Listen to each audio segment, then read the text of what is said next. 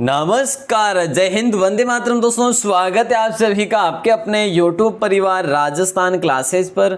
आइए दोस्तों, आज की क्लास में वनपाल वन रक्षक पीटीटी की जो भी भाई बहने तैयारी कर रहे हैं तो उनके लिए बेहतरीन क्लास होने वाली है। जी हाँ, बिल्कुल। तो देखिएगा, सामान्य ज्ञान भाग संख्या 18। आप सभी जानते हैं कि भी इतिहास की प्रश्नोत्तरी चल रही है दोस्तों। जीके का खजाना डेली जो है चलता है अपना। और दोस्तों, अपने बहुत कुछ जो है पढ़ लिया है काफ़ी पिछले 2 महीने से, है ना। तो अगर पहली बार है कोई भाई बने तो विजिट कीजिएगा चैनल को, ताकि आपको मिल जाएंगे सारी वीडियो, सारी क्लासेज। और दोस्तों, आइएगा एग्जाम वाली क्लासेज को पढ़ते अपन। 18 भाग संख्या पहला क्वेश्चन दोस्तों, ये तो अपन ने पढ़ लिया था। 500 तक अपन ने पढ़ लिया था क्वेश्चन, है ना। 500 तक क्वेश्चन अपन ने पढ़ लिए थे। उसके आगे आज अपन बात करते हैं ना, ये क्वेश्चन क्या पूछा जा रहा है। पहला क्वेश्चन आज की स्क्रीन का है मेरे दोस्तों, आपसे पूछा जा रहा है कि भाई गवर्नमेंट ऑफ इंडिया एक्ट 1935 किस पर आधारित था। गवर्नमेंट ऑफ इंडिया एक्ट जो है ना 1935 वाला किस पर आधारित था, ये आपसे प्रश्न किया जा रहा है। राइट आंसर आप सभी को बताना है, मिल के बताना है, जल्दी से बताना है। देखिएगा, Simon commission, Lord Curzon commission, या डिमिट्रो थीसिस, या फिर लॉर्ड क्लाइव की रिपोर्ट। तो राइट आंसर सभी का हो जाएगा साइमन कमीशन। जो भी प्यारे भाई ने ए ऑप्शन बता रहे हैं उन सभी का राइट आंसर हो जाएगा। ठीक है, ठीक है ना। चलो सर, आगे बढ़ते हैं। अगला प्रश्न है कि भारत के लिए संविधान बनाने वाली संविधान सभा के लिए किस वर्ष स्थापित की गई। तो दोस्तों, ये क्वेश्चन मैंने आपको कल पूछा था, जो कि आपकी स्क्रीन पे, और लास्ट का जवाब देने के लिए भी कहा था। काफ़ी भाई बहनों ने 1946 बताया था मेरे दोस्तों, और 48 नहीं होगा, और 47 भी नहीं होगा, और 49 भी नहीं होगा। राइट आंसर सी ऑप्शन ही होगा, 1946 की बात है मेरे दोस्तों। जुलाई देखिएगा, कैबिनेट जो मिशन है योजना के तहत संविधान सभा के जो गठन के लिए भारत में जो है ना अपने जुलाई 1946 में चुनाव हुए थे, और 9 दिसंबर 1946 को संविधान सभा की पहली बैठक जो हुई थी, और वो कहाँ पर हुई थी मेरे दोस्तों, वो हुई थी दिल्ली में। ध्यान रखियो प्यारे लाडलों। आगे बढ़ते हैं और अगले प्रश्न को देखते हैं। अगला प्रश्न है, ईस्ट इंडिया कंपनी यहाँ पे, ठीक है, ईस्ट इंडिया कंपनी द्वारा स्थायी बंदोबस्त कब लागू किया गया था, ये आपको बताना है।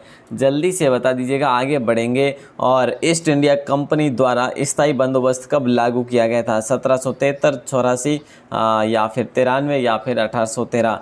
तो प्यारे दोस्तों, right answer east India company द्वारा स्थायी बंदोबस्त कब लागू किया गया था, 1793 में किया गया था।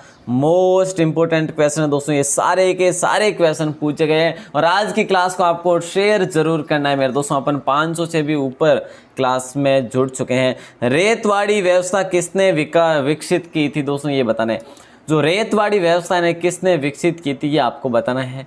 देखिए, लॉर्ड चैम्सफोर्ड होगा, विलियम होगा, या लॉर्ड मिंटो होगा, या फिर थॉमस मुनरो होगा। रेतवाड़ी व्यवस्था किसने विकसित की थी, तो विकसित तो दोस्तों थॉमस मुनरो ने की थी। विकसित किसने की थी, थॉमस मुनरो ने की थी। और राइट आंसर भी आपका डी ऑप्शन ही हो जाएगा। नंबर 5 क्वेश्चन आपकी स्क्रीन पे है। पूछा ये जा रहा है आपसे कि गांधी जी के विदेशी वस्तुओं के बहिष्कार के आंदोलन का लक्ष्य जो था ना, वो क्या था, ये बताना है। गांधी जी के विदेशी वस्तुओं के बहिष्कार के आंदोलन का लक्ष्य जो था, पूर्णतः स्वतंत्रता, या ब्रिटिश विरोधी भावना पैदा करना, या फिर कल्याण राज्य को प्रोत्साहन, या कुटीर उद्योग को प्रोत्साहन। विदेशी वस्तुओं के बहिष्कार के आंदोलन का लक्ष्य तो भैया यही था, कुटीर उद्योगों को प्रोत्साहन देना। ठीक है, इनका स्वदेशी उपयोग मतलब उद्योगों को प्रोत्साहन देने के उद्देश्य से मतलब विदेशी वस्तुओं के बहिष्कार का आंदोलन चलाया गया था। राइट आंसर आपकी स्क्रीन पे है। और अगला प्रश्न आपकी स्क्रीन पे देखिएगा, निम्न में से असुमेलित है। देखिए, लिस्ट फर्स्ट और लिस्ट सेकंड भी देर का है। सरोजिनी नायडू भारतीय राष्ट्रीय कांग्रेस से संबंधित है क्या। M.A. जिन्ना मुस्लिम लीग से संबंधित है क्या। तेज बहादुर सप्रू दोस्तों लिबरल पार्टी सही है क्या। V D Savarkar liberal party सही है क्या। देखिए दोस्तों, कहीं ना कहीं यहाँ पे क्या आ रहा है, V D Savarkar liberal party है क्या। देखिए, सरोजिनी नायडू तो भैया जो भारतीय राष्ट्रीय कांग्रेस की अध्यक्ष रही हुई है, बिल्कुल रही हुई है ना। और M जिन्ना की बात करें, मुस्लिम लीग के रहे हुए हैं ये। तो वी डी सावरकर जो है ना मेरे दोस्तों, तो V D Savarkar liberal party के नहीं बल्कि हिंदू महासभा के थे, हिंदू महासभा से संबंधित है मेरे दोस्तों। ध्यान रखना, इंपॉर्टेंट क्वेश्चन है, डी ऑप्शन जाएगा 7, और सारे के सारे ध्यान रखना। अगला प्रश्न है, भारत को अधिकार क्षेत्र का दर्जा डोमिनियन स्टेटस किस तारीख को मिला? भारत को अधिकार क्षेत्र का दर्जा मतलब कि डोमिनियन स्टेटस किस तारीख को मिला था? 15 जनवरी 1947 को, 15 अगस्त 1947 को, 15 अगस्त 1950 को, 15 अक्टूबर 1947 को। दोस्तों कितना आसान क्वेश्चन आपकी स्क्रीन पे पूछा जा रहा है कितना आसान पूछा जा रहा है दोस्तों। भारत को अधिकार क्षेत्र का दर्जा जो है ना 15 अगस्त 1947 को मिल गया था पूर्ण रूप से। किस तारीख को? इस तारीख को, ठीक है। वैसे आप सबको जानकारी मैंने आपको कल की क्लास में भी बताया था कि भाई माउंट बेटन योजना के आधार पर मतलब 4 जुलाई 1947 को ब्रिटिश संसद में भारतीय स्वतंत्रता विधेयक पेश किया गया था और 18 जुलाई 1947 को इसे स्वीकृति भी मिल गई थी और 15 अगस्त 1947 को पूर्ण रूप से इस तारीख को हमें अधिकार क्षेत्र का दर्जा भी मिल गया था। तो प्यारे दोस्तों ये था क्वेश्चन, अच्छा सा था। और अगला प्रश्न, द्वैध शासन किस गवर्नमेंट ऑफ इंडिया एक्ट द्वारा लागू किया गया था? 1909 अधिनियम के तहत या 1919 या 1935 या उपरोक्त में से भी कोई नहीं? राइट आंसर बता दीजिएगा। द्वैध शासन किस गवर्नमेंट ऑफ इंडिया एक्ट द्वारा लागू किया गया था? तो राइट आंसर हो जाएगा 1919 अधिनियम के तहत। मेरे दोस्तों बी ऑप्शन लॉक होगा आप सभी का। जो भी भाई बहन बी ऑप्शन बताएंगे उन सभी का लॉक हो जाएगा, ठीक है। और आपको ये भी बताने कि आपके लास्ट तक कितने प्रश्न सही होते हैं, है ना। और शेयर करना ना भूलिएगा मेरे दोस्तों, आजकल शेयर नहीं करते आप लोग, शेयर करो यार, है ना। चलो तो देखिएगा, किसकी विफलता के बाद स्वराज पार्टी बनाई गई थी? कौन सी विफलता के बाद स्वराज पार्टी का जो है गठन किया गया था? असहयोग आंदोलन या सविनय अवज्ञा आंदोलन या फिर भारत छोड़ो आंदोलन या फिर चंपारण सत्याग्रह? तो भैया राइट आंसर हो जाएगा असहयोग आंदोलन की विफलता के बाद स्वराज पार्टी बनाई गई थी। और दोस्तों 1923 में बनाई गई थी। कब? 1923 की बात है, 1923 में बनाई थी, ठीक है। इसके संस्थापक अध्यक्ष, संस्थापक और अध्यक्ष वही, जैसे मैं आपसे बात करूं CR दास, चित्तरंजन दास, CR दास, चित्तरंजन दास, ठीक है। महासचिव की बात करें, महासचिव किन्हें रखा गया था? मोतीलाल जी तेजाब साहब, मोतीलाल जी सॉरी नेहरू जी को, मोतीलाल नेहरू को रखा गया था, ठीक है। तो ये चीज़ें आपको ध्यान रखनी है। अगला प्रश्न आपकी स्क्रीन पे देखिएगा, किस अधिनियम की महत्वपूर्ण विशेषता प्रांतीय स्वायत्तता थी? किस अधिनियम की महत्वपूर्ण विशेषता प्रांतीय स्वायत्तता थी? 1935 अधिनियम, 1919 अधिनियम या फिर 1909 अधिनियम या 1858 अधिनियम? तो भैया राइट आंसर 1935 अधिनियम हो जाएगा राइट आंसर, ठीक है। भारतीय अधिनियम 1935 की महत्वपूर्ण विशेषता प्रांतीय स्वायत्तता थी 1935। क्लियर? ध्यान रखना, ऐसे क्वेश्चन दोस्तों पूछे जाएंगे, बस यहाँ पे मैं कह रहा हूँ, और आपके एग्जाम में छपने वाले हैं ऐसे ही कुछ क्वेश्चन। देखिए, गांधी जी की महत्वपूर्ण शिक्षाएं निम्नलिखित में से कौन सी है? गांधी जी की सबसे महत्वपूर्ण शिक्षाएं निम्न में से कौन सी है? सत्य, अहिंसा, धर्म, सत्याग्रह। इन चारों में से महत्वपूर्ण 2 शिक्षाएं हैं ना, 2 शिक्षाएं हैं, वो कौन सी है? केवल 1 और 3 है, केवल 2 और 4 है, या फिर केवल 1 और 2 है, या फिर केवल 1, 2 और 3 है? मतलब कि तीसरा तो होगा ही नहीं साहब, 2 ही थी। कौन सी थी? सत्य, अहिंसा। क्या? सत्य, अहिंसा। तो भैया सत्य अहिंसा किस में है? सत्य 1 में है और अहिंसा 2 में, तो भैया केवल 1 और 2 राइट आंसर हो जाएगा। और सत्याग्रह तो क्या था? ये कोई शिक्षा नहीं थी, ये तो इनका एक जन आंदोलन का एक प्रमुख भाग था, जन आंदोलन का भाग था मेरे दोस्तों। ध्यान रखियो, बस आगे बढ़ते हैं। और अगला प्रश्न है कि निम्न में से कौन स्वराज पार्टी के सदस्य थे? लिए लो साहब, ऐसे क्वेश्चन भी आपको पूछे जाने वाले हैं। तो भैया ऐसे क्वेश्चन जो है आपकी स्क्रीन पे देखिएगा, निम्नलिखित में से कौन जो है स्वराज पार्टी के सदस्य थे? मोतीलाल नेहरू, सरदार पटेल, गोपाल कृष्ण गोखले। तीनों में से 1 और 2, केवल 1, केवल 2 और 3, या 1, 2 और 3 तीनों थे? दोस्तों कौन थे?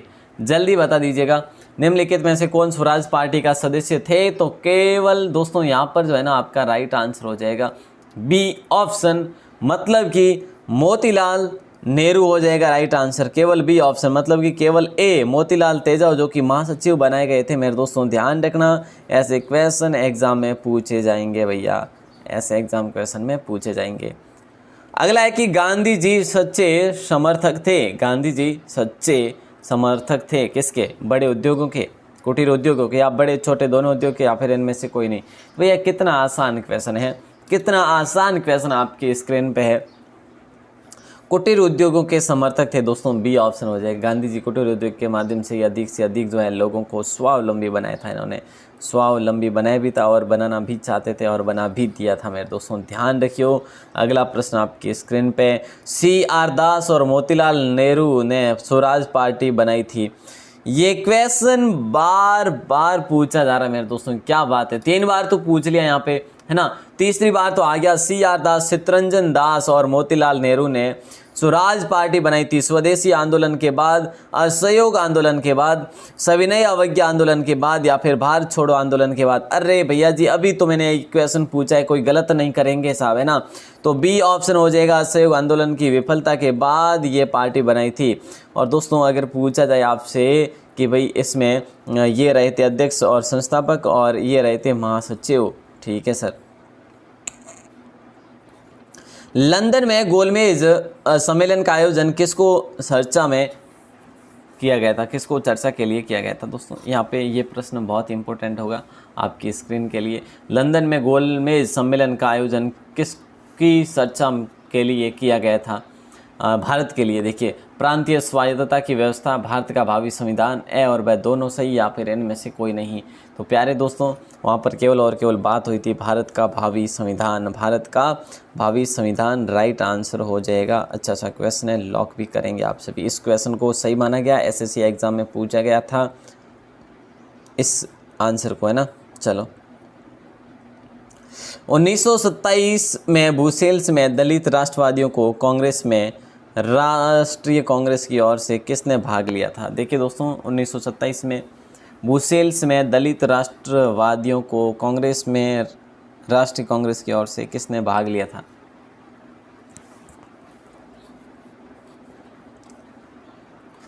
जवाहरलाल नेहरू या महात्मा गांधी या फिर डॉक्टर अंसारी, मोहम्मद अंसारी या फिर मोतीलाल नेहरू। राइट आंसर होगा आपका ये ऑप्शन जवाहरलाल नेहरू हो जाएगा दोस्तों, जवाहरलाल नेहरू हो जाएगा। दोस्तों ये मोस्ट क्वेश्चन था। अगला प्रश्न आपके स्क्रीन पे, कांग्रेस की पहली महिला अध्यक्ष कौन थी। कांग्रेस की पहली महिला अध्यक्ष पूछा जा रहा है मेरे दोस्तों, कौन थी यहाँ पे ये बताना है आपको। ये क्वेश्चन एग्जाम में पूछा गया है। श्रीमती एनी बेसेंट, श्रीमती सरोजिनी नायडू, श्रीमती नेली सेन गुप्ता और अरुणा आसफ अली। तो प्यारे दोस्तों कांग्रेस की पहली जो महिला अध्यक्ष जो थी ना, मैं आपसे बात करूं, उस समय कलकत्ता का अधिवेशन था, 1917 का अधिवेशन था, कांग्रेस का अधिवेशन था साहब, कांग्रेस का अधिवेशन, ठीक है। तो भैया राइट आंसर हो जाएगा श्रीमती एनी बेसेंट। काफ़ी भाई बहन बी ऑप्शन बता रहे लेकिन गलत, क्योंकि मैंने आपको कई बार बताया कि भाई कांग्रेस की पहली महिला अध्यक्ष के बारे में पूछा जाए श्रीमती एनी बेसेंट करेंगे।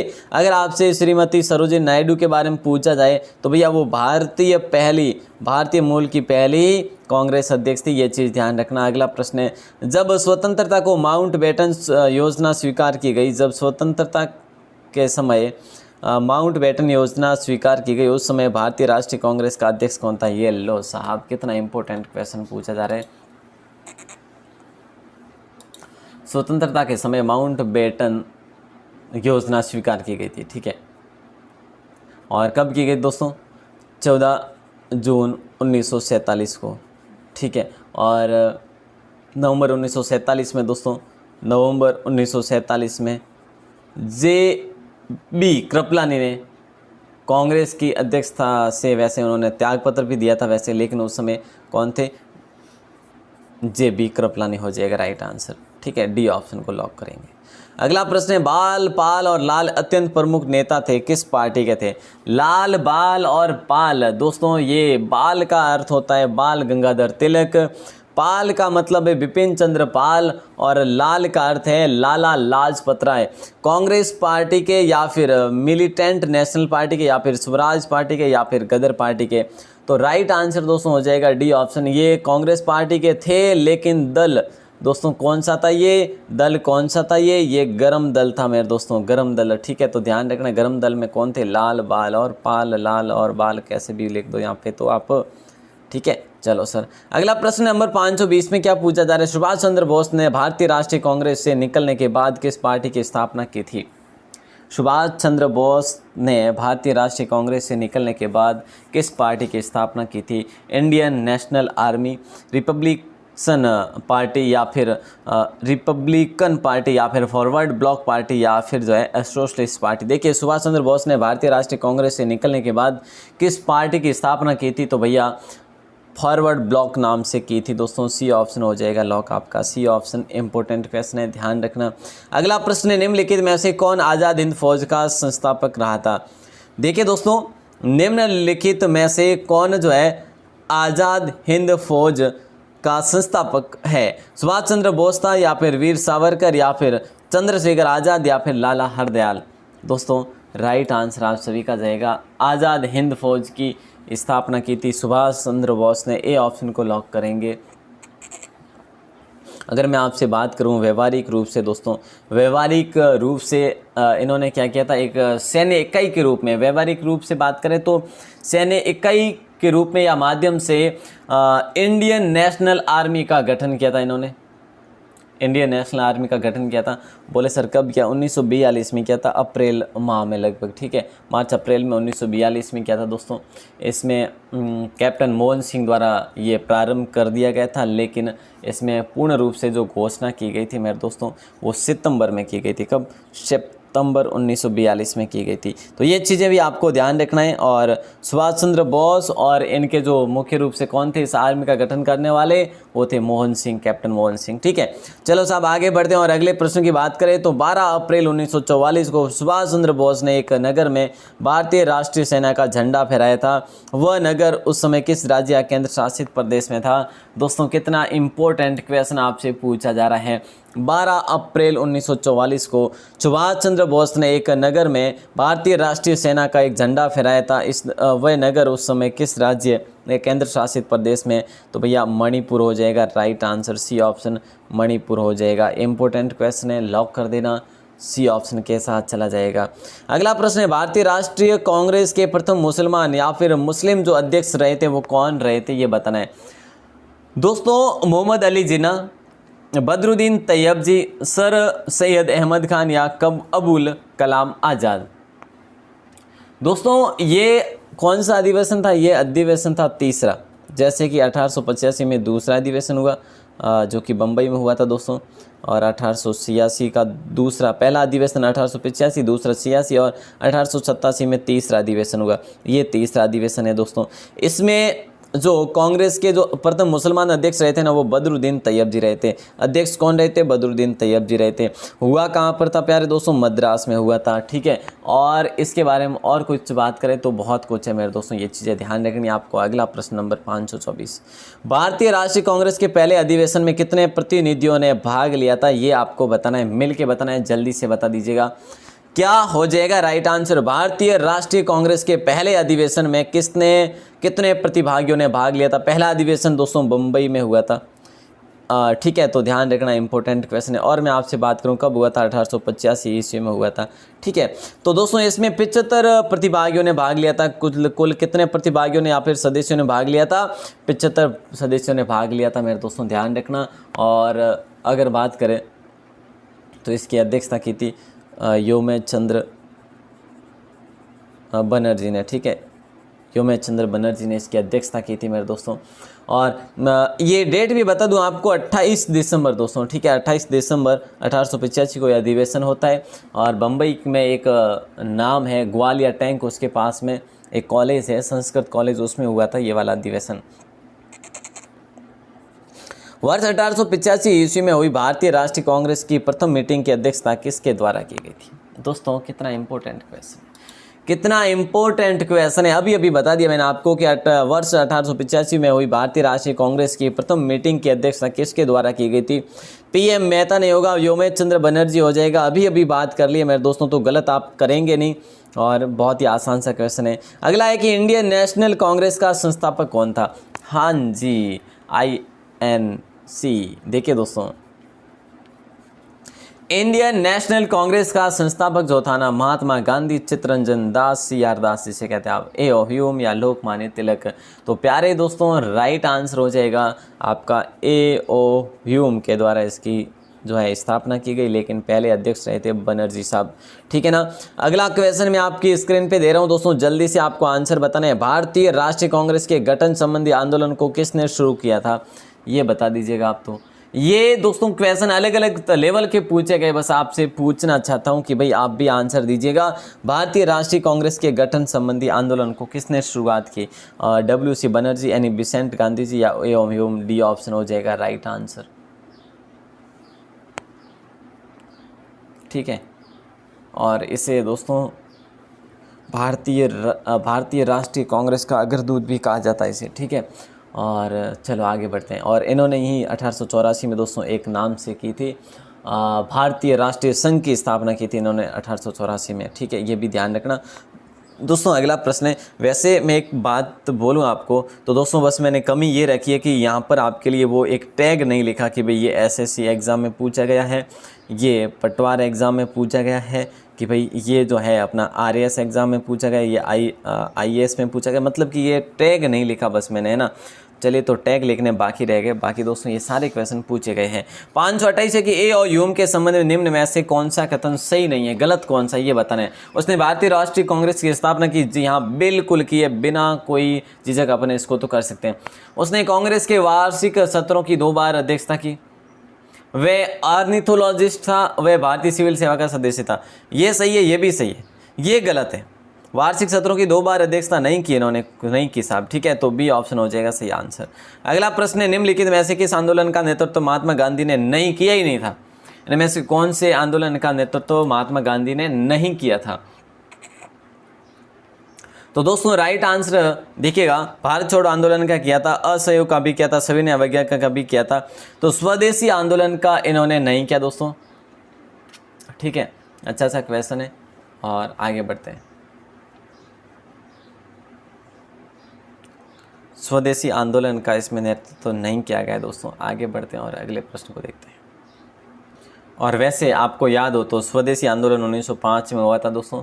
जैसे ही बंगाल विभाजन के निर्णय की घोषणा हुई, उसी समय उसी के परिणाम स्वरूप अगस्त 1905 में जो है कलकत्ता का जो टाउन हॉल है उसी में स्वदेशी आंदोलन की घोषणा भी की गई।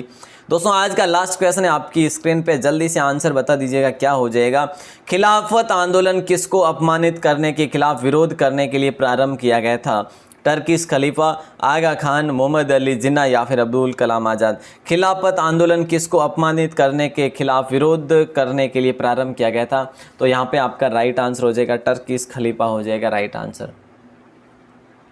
ठीक है, तो अच्छा क्वेश्चन है, ए ऑप्शन को लॉक कर दीजिएगा। और दोस्तों मैं आपको जो क्वेश्चन दे रहा हूँ इसका आंसर आपको बाहर आके कमेंट सेक्शन में देना है।